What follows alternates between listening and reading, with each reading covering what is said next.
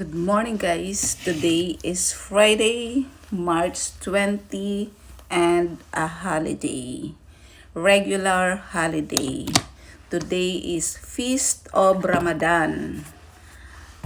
Yung sa mga Muslim, banal na buwan. Ayan.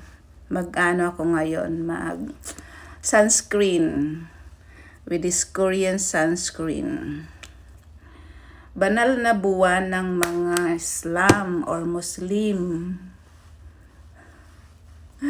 May filter ang ano ko, kaya hindi na halata ang sunscreen. Lagyan ko ng filter para namang gumanda. Sana ano na lang, sa personal ganito rin, para hindi na magme-makeup. Ayan mapula ng lips. Yun nga. End of Ramadan, kaya wala pong pasok ang mga government, mga schools, pero kaming private ay meron po. Meron kaming pasok. Day 2 ng aming strategic planning today. And yun nga po, ang Ramadan, Idil Fitr po yun, tawag sa ngayon. End of Ramadan. Feast of Ramadan. Ibig sabihin, happy ending. Nagtatapos na ang kanilang celebration. So, nag-aayuno sila, nagdarasal, tumutulong. Ito naman po ang lotion ko today. Mabibili po ito sa Watson. O, ayan, parehong Watson yan, ha. Watson.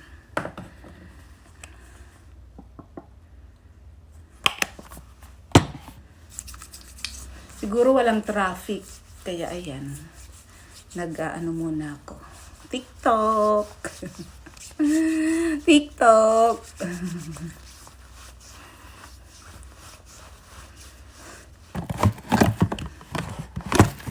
Pabango tayo.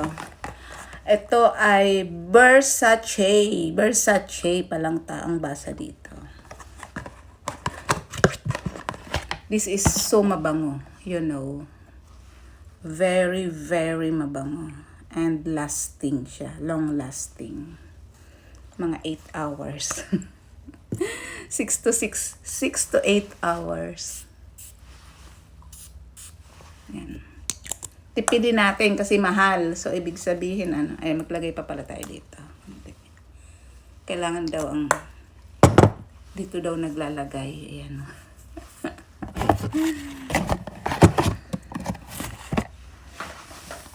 Ay, naglag. Ano ba yan? Naglaga na. Ito yung kahapon ko, yung Guess Girl. Ito, malapit na ma-expire. Hindi pa ubos na, laglag na. Naglaglaga na. Ayun. Ito naman ay Bath and Body Works.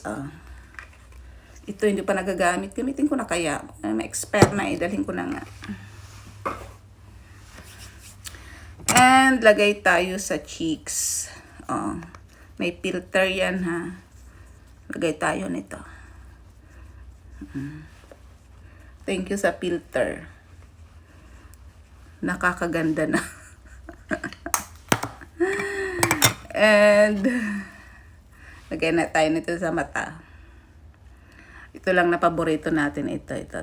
Light lang kasi ito, light. Ayan. Kita nyo ba? O tabo na ng filter.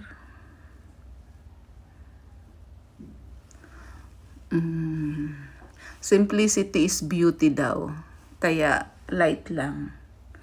But we need to enhance our beauty.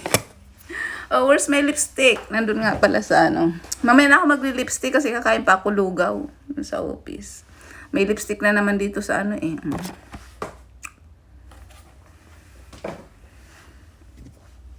Bye-bye.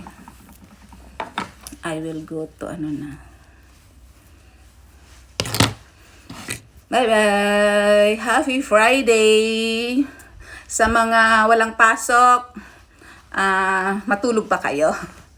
Walang alarm clock ngayon. Sarili nyo ang oras nyo. Matulog kayo hanggang gusto nyo.